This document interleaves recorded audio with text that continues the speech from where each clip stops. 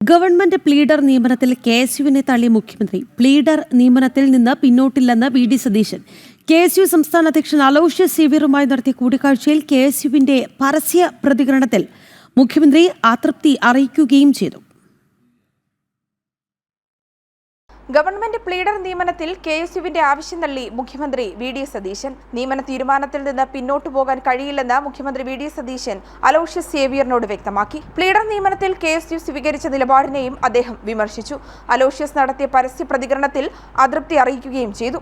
വിയോജിപ്പുകൾ party വേദിയിൽ പറയണമെന്ന് നേതാക്കളോട് മുഖ്യമന്ത്രി ആവശ്യപ്പെട്ടു എന്നാണ് വിവരം. അതേസമയം ആവശ്യം തള്ളിയതോടെ ന്യായീകരണ നിലപാടുമായി കെഎസ്യു രംഗത്തെത്തി.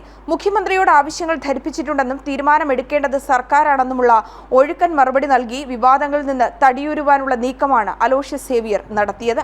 ഇതുമായി ബന്ധപ്പെട്ട ഞങ്ങളുടെ മുഴുവൻ കാര്യങ്ങൾ കേരളത്തിന്റെ ബഹുമാനപ്പെട്ട മുഖ്യമന്ത്രിയെ കണ്ട് ഞങ്ങൾ അറിയിക്കും. ഇതിന്റെ തീരുമാനമെടുക്കേണ്ടത്, ഇതിന്റെ ഫൈനൽ ഡിസിഷൻ എടുക്കേണ്ടത് സർക്കാരാണ്. സർക്കാരിന്റെ ഭാഗത്ത് നിന്ന് അതിൽ ഉചിതമായി കെഎസ്യുവിന്റെ ഒരു സ്പിരിറ്റ് ഉൾക്കൊള്ളുന്ന രീതിയിലേക്കുള്ള ഒരു തീരുമാനം ഉണ്ടാകുമെന്നാണ് നമ്മുടെ ഒരു പ്രതീക്ഷ. ഇതോടെ മുഖ്യമന്ത്രിയുടെ സമ്മർദ്ദത്തിന് കെഎസ്യു വഴങ്ങിയെന്ന് ബോധ്യപ്പെട്ടിരിക്കുകയാണ്. സർക്കാരിന്റെ തീരുമാനങ്ങളെ വിമർശിക്കുവാനുള്ള അധികാരം പോലും കെഎസ്യുവിന് ഇല്ലെന്ന് തെളിഞ്ഞിരിക്കുകയാണ്.